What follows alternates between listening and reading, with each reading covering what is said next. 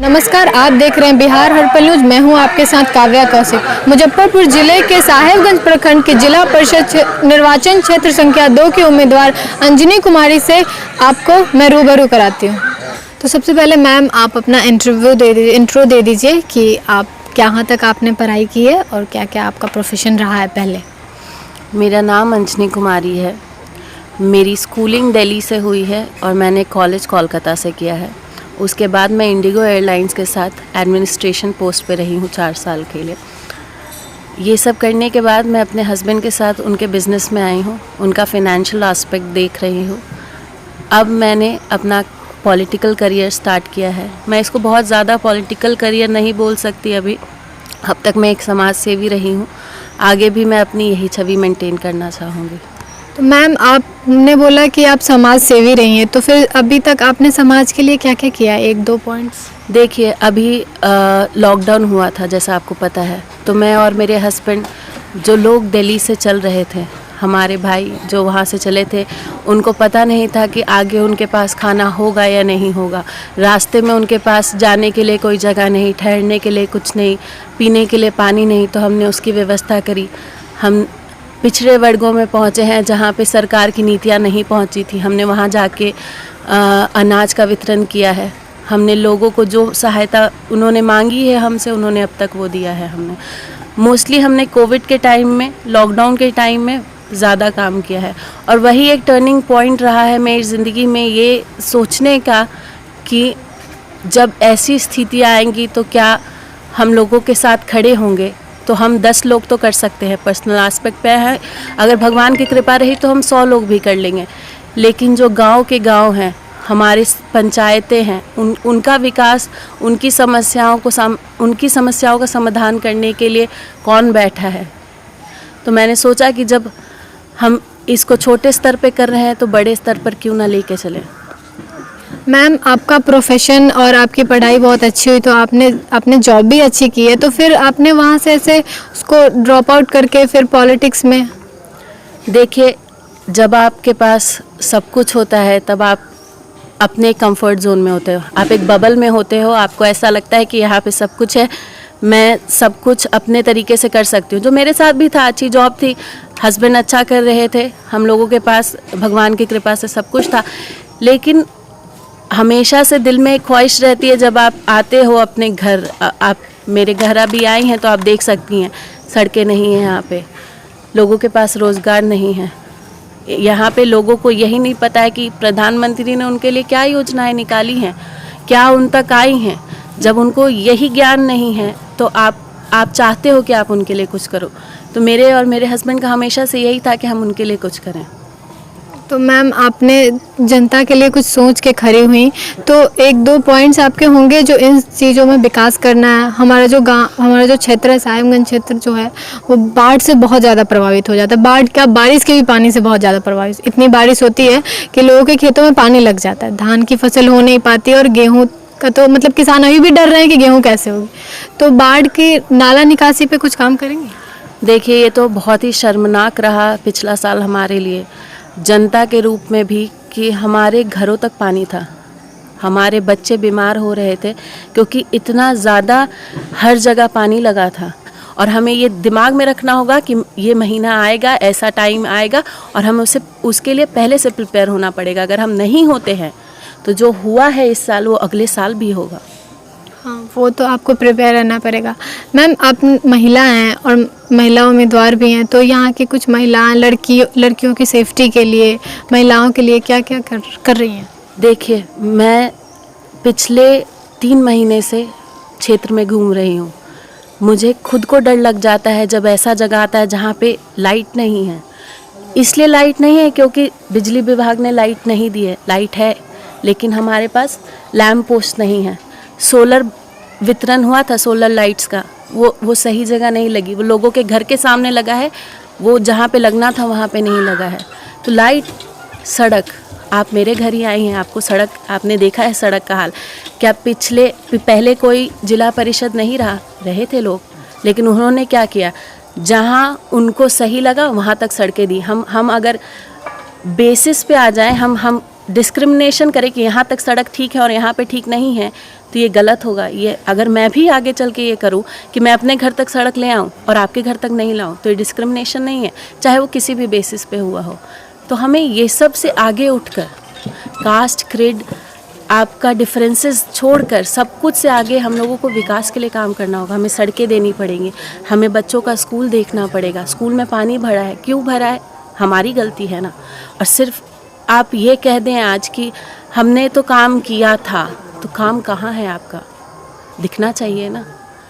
आप 5 साल थे, 5 साल में आपने क्या क्या काम किया, आपके मुंह पे होना चाहिए, मानती हूँ, लेकिन जनता के मुंह पे भी तो होना चाहिए कि मैंने ये काम किया था।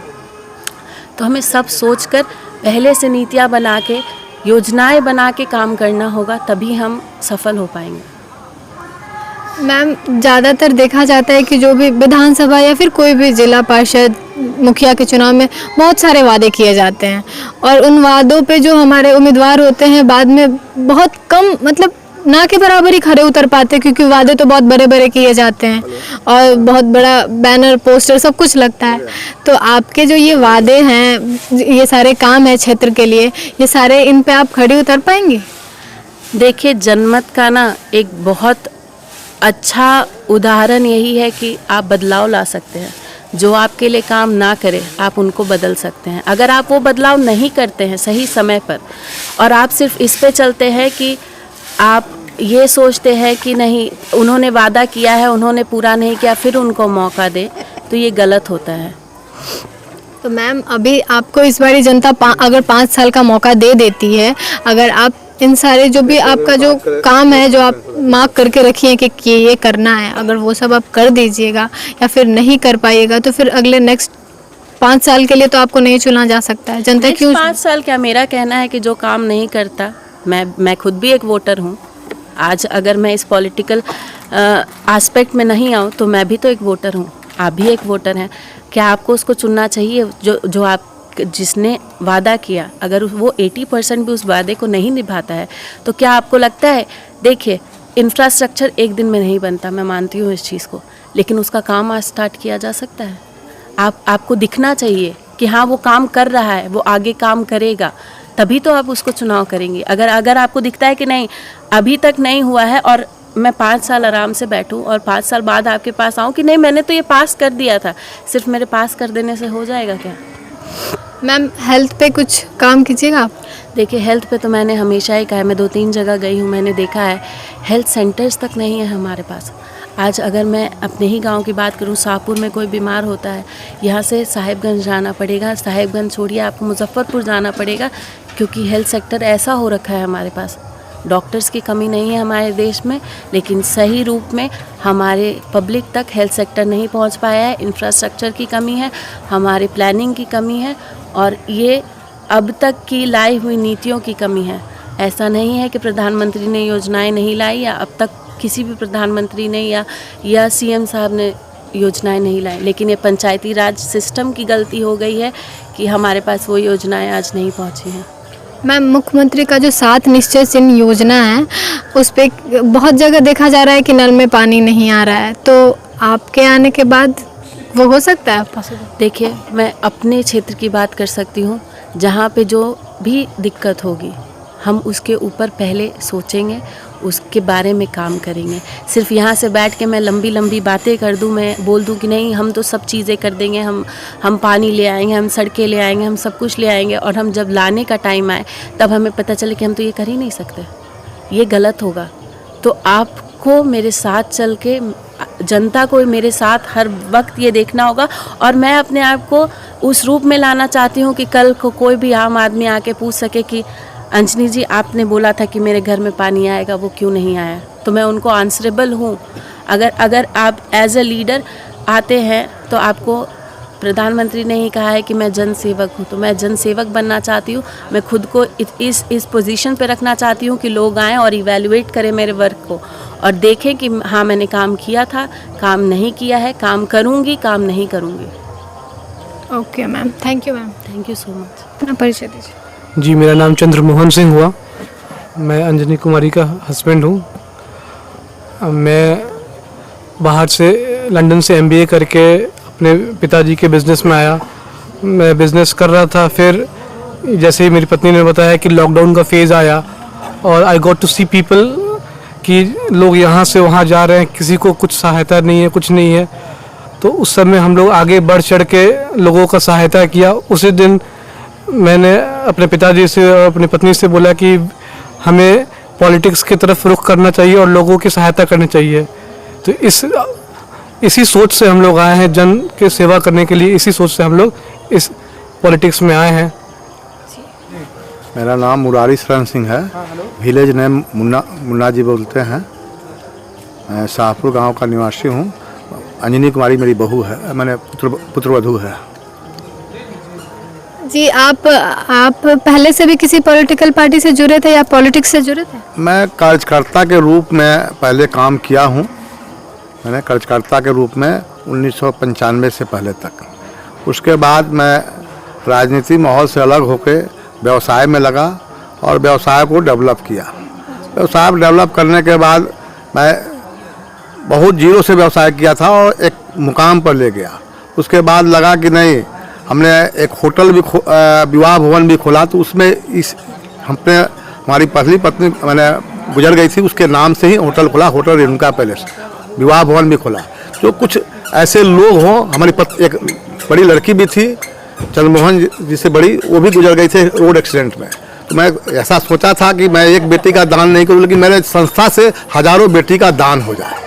इस ध्येय से मैंने होटल खोला था। उसमें बराबर कुछ ऐसे लोग आते हैं जिसकी रियायत करते हैं। गरीब जो भी आए उसको रियायत करके शादी विवाह करने में मैं बड़ा सहयोग करता हूँ।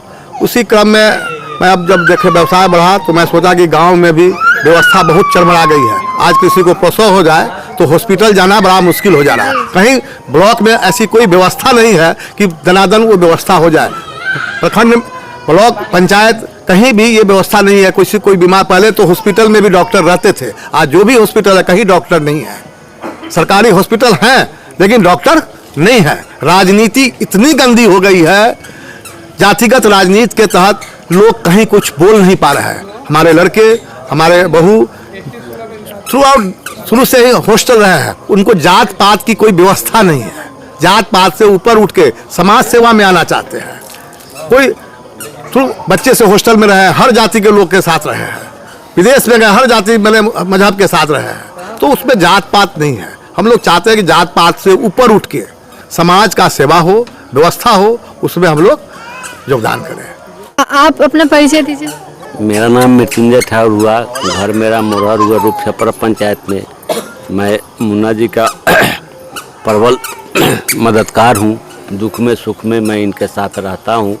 मेरा हार्दिक कामना है कि हम लोग इनके पतोहू को चुनाव लड़ा रहे हैं, उसको विजय दिलाने के लिए हम जनता में एक दूत कर घूम मांग कर वोट मांगते हैं। अंजनी कुमारी अच्छा उम्मीदवार है। आप लोग अपना अपना वोट दे करके इन्हें विजयी बनावे। हमारा आप लोग से वोट मांग रहे हैं तो लोग पे आपको इतना विश्वास है कि जिनसे वोट मांग रहे हो वोट दे ही देंगे? बिना विश्वास का कोई काम होता नहीं है। मेरा मांगना काम है, देना लेना तो उनका काम रहा। वो अब देंगे हमको कि ना देंगे इसका तब ना, लेकिन मेरा काम है वोट मांगना। मैं मांग रहा हूँ, इन्हीं के लिए वोट मांग रहा हूँ। तो आप पूरा निष्पक्ष भाव से पूरा? हाँ, निष्पक्ष भाव से। मेरा नाम कनक बिहारी सिंह है और मैं जस्ट नेबर, मेरा गांव सुहासी हुआ। पेशा से वकील हूँ और जो भी सामाजिक काम में जब ज़रूरत पड़ता है तो एक मौका मिला था कि अंजनी कुमारी आई हैं कि अपना परिचय दे। लोग को सही नेतृत्व के लिए सही प्रतिनिधि की ज़रूरत है। वैसे तो आमतौर पर हमारे ही कलीग अधिवक्ता की पत्नी आई थी, लेकिन हम नहीं समझते हैं कभी उनको चुनाव में भी घूमने का मौका मिला और पति उसमें हस्तक्षेप करके और जो काम किए हैं, जो उनको जवाब जनता खोज रही है, सब जगह करिए कि एक तो कैसे भरोसा किया अच्छे लोगों पर। एक अधिवक्ता होकर भी उन्होंने खड़ा नहीं उतरा। जो जिस अधिवक्ता का जवाबदेही होता है कि समाज में बढ़ चढ़ कर जो ज़रूरतमंद है उसको मदद करे, कानूनी सहायता प्रोवाइड करे। जहाँ किसी को जाने की हिम्मत नहीं वहाँ तक उसकी बात को रखते हैं, लेकिन उन्हें विश्वास में धोखा किया है। जो लोग कह रहा है बढ़ चढ़ के बोल रहा है। और तो एक मौका मिला कि अंजनी कुमारी जो खुद लोग उसके बीच गई है, लोग बातचीत किया है, सुना है सबको, और लोग निर्णय लिया। मैं भी इसी संरक्षण में घूमने आ कि क्या पोजीशन है। तो लोग को तो वोट पहले करता है, पहले मुझे जनप्रतिनिधि चाहिए, उसके बाद उसके पति चाहिए। तो महिला सीट भी है, महिलाओं खुलकर आ रही है अपनी भागीदारी लेने के लिए और पूरा पूर्ण विश्वास है जो घूमने से लगा है कि इस बार सारे बाधाओं को तोड़कर वो आगे निकल रही हैं। उनकी विजय में कहीं से किसी को दिक्कत नहीं है। चलिए ठीक। डी पहाड़पुर मनोत पंचायत, गौरव कुमार नाम हुआ और हम लोग इनके सहयोग में। एक मिनट, आपको अंजनी कुमारी क्यों अच्छी लगी, किस कारण से अच्छी लगी कि आप उनका पूरा सहयोग कर रहे हैं, उनको वोट देने के लिए लोगों को बता रहे हैं कि उनको वोट दीजिए, अच्छी हैं, तो क्यों? अब तक जितने भी कैंडिडेट हैं इस माने जिला परिषद क्षेत्र संख्या 2 से सबसे शिक्षित हैं, युवा हैं, महिला हैं और महिलाओं के लिए काम करना और शिक्षित होते हुए शिक्षा, स्वास्थ्य, इन सभी समस्याओं पर इनका ध्यान है और हमें उम्मीद है कि अच्छा काम करेंगे, जीतेंगे। तो इन सब चीज़ों को लेकर के, इन सब चीज़ों को देख के आप इनको वोट देने के लिए लोगों को बढ़ावा कर रहे हैं? जी, मैंने हम सब लोगों को प्रोत्साहित कर रहे हैं कि शिक्षित उम्मीदवार हैं। मैंने ग्रामीण क्षेत्र होते हुए भी इतना शिक्षित उम्मीदवार कोई नहीं है और इसके साथ ही सारे समस्याओं को समझने, सभी समस्याओं को समझती हैं, सभी सरकारी योजनाओं के बारे में इनको पूरी जानकारी है और इसका सही तरह से जनता में क्रियान्वयन कैसे हो इसके लिए संकल्पित होंगी। ऐसी उम्मीद के साथ हम लोग इनका पूरा मदद कर रहे हैं। चलिए। बिहार हर न्यूज़ को लाइक करें, सब्सक्राइब करें और बेल आइकन दबाना